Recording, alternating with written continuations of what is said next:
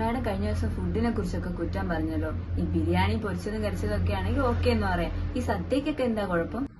രഞ്ജി തന്നെ പറ, സദ്യക്കകത്ത് എന്തൊക്കെയാ ഉള്ളേ? ചെന്ന് കേറിയ പാടെ ഒരില വരിച്ചിട്ട് ഒരു പാത്രം ചോറിടും. അതിന്റെ സൈഡിൽ മൊത്തം ഒരു വിധപ്പെട്ട എല്ലാ കറികളും ഉണ്ടാവും. അതിനകത്ത് മിക്കവാറും എല്ലാ കറികളിലും അത്യാവശ്യം എണ്ണയും ഉപ്പും ഒക്കെ കൂടുതലുള്ള കറികളായിരിക്കും. അവയൊക്കെ പോട്ടെ എന്ന് പറയാം. ഈ ചോറിനകത്ത് എന്താ ഉള്ളേ? കാർബോഹൈഡ്രേറ്റ്. ഇതിനകത്ത് ഫസ്റ്റ് വരുന്നത് കുറെ പരിപ്പ് കറി. പരിപ്പ് ഓക്കെ, നല്ലതാണ്, പ്രോട്ടീൻ ആണ്. അതിന് കൂടെ കുറെ നെയ്യൂടെ കോരി ഒഴിക്കും. ഇത്രയും കാർബോഹൈഡ്രേറ്റ് കഴിക്കുന്നതിന്റെ മേലിൽ നെയ്യൂടെ വരുമ്പോ എങ്ങനെ ഉണ്ടാവും? അതിന്റെ മേലിൽ ഇത്രയധികം പ്രിസർവേറ്റീവ്സ് ആഡ് ചെയ്തിട്ടുള്ള പപ്പടം, അല്ലെ ഇത്രയധികം ഓയിലി ആയിട്ടുള്ള പപ്പടം. ഇത് കൂട്ടി നോർമൽ ഒരാള് ഒരു നേരം കഴിക്കുന്ന ഫുഡ് ഓൾറെഡി നമ്മൾ കഴിക്കും. അത് കഴിഞ്ഞ് നിർത്തിയോ? ഇല്ല, ദേ വരുന്നു അതേ അളവില് വീണ്ടും ഒരു പാത്രം ചോറ്.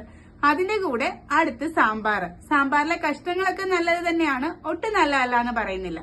പക്ഷെ അതിന്റെ കൂടെയോ ഒരുപാട് മസാലകൾ ആഡ് ചെയ്ത് അത്യാവശ്യം ഓയിലി ഒക്കെ ആയിട്ടായിരിക്കും ഈവൻ സാമ്പാറും സദ്യകളിലൊക്കെ ഉണ്ടാവുക.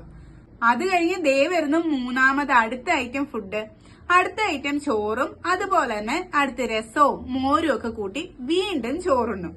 ഇതൊന്നും പോരാഞ്ഞിട്ട് പിന്നെ 2-3 ഐറ്റം പായസം. പല ആളുകളുടെയും വിചാരം പഞ്ചസാര ചേർന്നിട്ടുള്ള പായസം മാത്രമാണ് കുഴപ്പക്കാര്, ശർക്കര ചേർന്നിട്ടുള്ള പായസം എത്ര വേണേലും കുടിക്കാം. അങ്ങനൊന്നും ഇല്ല കേട്ടോ. എല്ലാത്തിലും ഷുഗർ കണ്ടന്റ് തന്നെയാണ്. ഏത് കഴിച്ചാലും ഷുഗർ കൂടും. ഇങ്ങനെ സാധാരണ കഴിക്കുന്നതിനേക്കാളും 3-4 മടങ്ങ് ചോറ് നമ്മളൊരു സദ്യയിൽ കഴിക്കും.